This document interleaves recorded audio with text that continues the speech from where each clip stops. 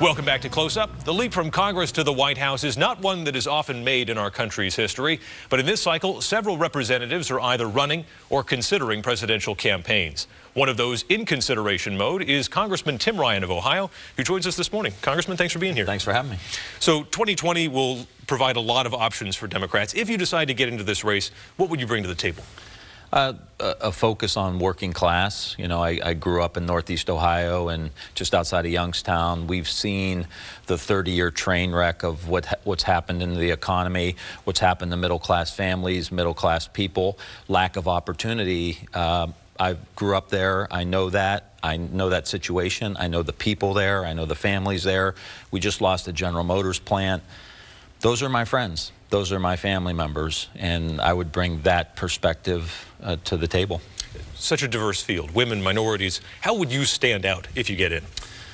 Well, figuring out how to get this country focused back on working class people, white, black, brown, gay, straight, people who go to work every single day, take a shower after work, maybe not just before work, and work hard and play by the rules, but have not been able to get ahead. That if I would run, that would be my focus. How do we get workers cut in on the deal? They have not been cut in on the deal. They've had flat wages for 30 years. They still struggle with all of these issues. The responsibility, I think, of the President of the United States is how do you get workers cut in on this?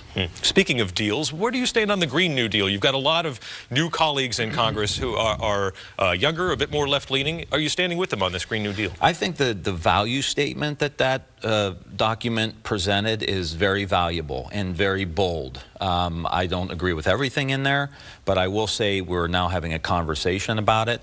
I think a couple things. I don't think we can get to a green economy, carbon neutral economy, without having an honest conversation about nuclear energy. Both what we have now, microgrids to come. I also think we've got to talk about how business is going to be a part of this. There's no way we're going to be able to green the economy, we're going to be able to get rid of carbon, reverse climate change, without having business at the table. We need the magic of the free enterprise system, the innovation that comes with the free enterprise system. That's got to be a big part of this. Is there distrust of something like the Green New Deal in Middle America, the Rust Belt, if you will, that has paid such a price as the economy has transformed and with the focus on environmental regulation and climate change? Do you feel like your constituents would be with you if you were backing this? I think we've got to talk about it differently. I mean, we can talk about it in the context of climate change, but we've got to talk about it in the sense of manufacturing jobs. What does this mean for the economy? What does this mean for the energy industries? And talk to people about how this means jobs. This means work. Wind's growing at 25–30% a year. Solar's growing at 25–30% a year. That's opportunity. The key is going to be, how do you get private investment, venture capital money that is primarily focused on the coasts? California, New York, Massachusetts has 80% of venture capital. If we're going to green the economy, we need that venture capital going to places like New Hampshire, Ohio, Iowa, the Deep South. We've got to figure out how to get the private industry and that private profit motive working, and then again, make sure the workers are cut in on that deal.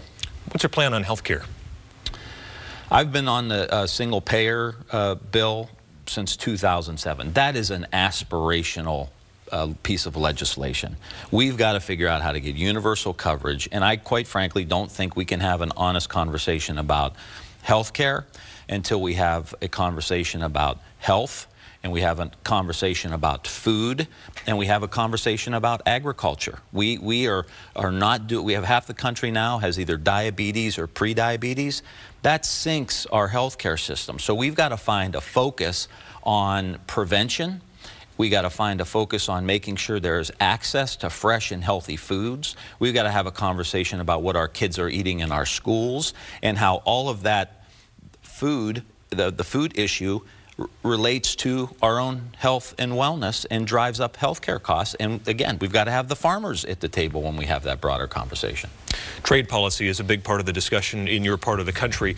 What's your perspective on President Trump's tariffs? Should the next president be enhancing or using those to a similar effect as he is, or would you go back to a free trade?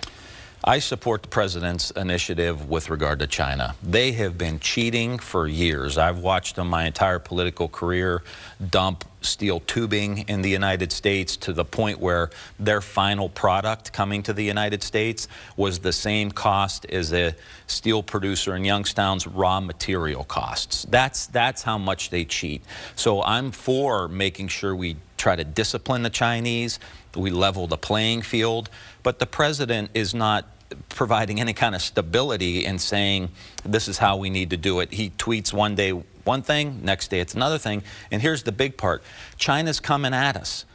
This is a reality that we have got to talk about in this next presidential election. They have a whole of government initiative. They're building infrastructure all the way to Europe. I just saw a map railroad in China that starts in northeast China and makes its way to Rotterdam and Prague.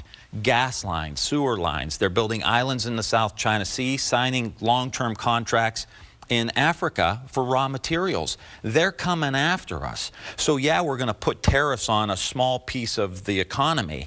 What strategy is that part of? Where's the national strategy here in the United States? China has a 50 and 100-year plan. We live in a 24-hour news cycle with this president. And if we keep going down the road we're going now, we're going to continue to fall behind. You speak about this president, and Democrats are looking for somebody to challenge him. But I'm curious to your perspective on executive power. You attended Franklin Pierce Law School, now UNH Law. I did, yeah. As a lawyer, do you think that the next president should be looking to step back a little bit, perhaps, from the scope of the presidency? Has it become too powerful? You know, I say this as a congressman, somebody who's been in the House of Representatives for a long time. I think the imperial presidency has got to get unwound. I mean, it's too much of a concentration of power. The president has inherently a lot of power, but we don't have authorizations for the use of military force, which I think we need. We see what the president is doing now with the national emergency with regard to a border wall.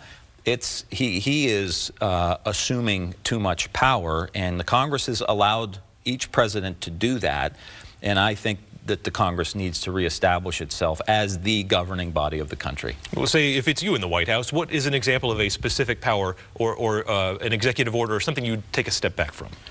I think the war powers. I mean, war needs to be supported, endorsed, funded by the Congress of the United States. The people, the body that's closest to the people needs to say, we've got to go to war. And the president needs to go to Congress and get that permission.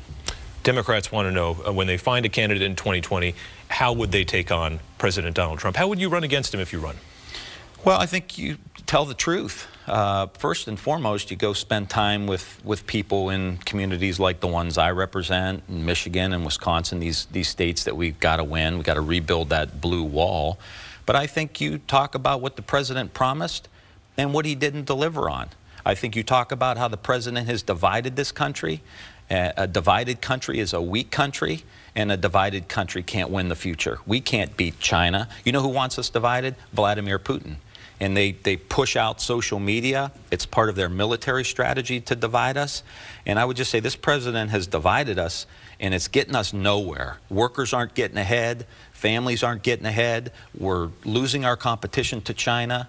And he needs to answer for that. And I think you can use all of the words. He said Mexico was going to pay for the wall. He said he was going to raise taxes on the top bracket. All of these things he went back on. He said we were going to have a $1.5 to $2 trillion infrastructure bill. We're still waiting for that. We're 2 years in. What's your timeline for deciding whether or not you're in for 2020? You know, I'm not in any real hurry. I would say the next, month or two. This is so early. I mean, someone was just telling me here in the last couple of days, Bill Clinton announced in October, and here we are in February.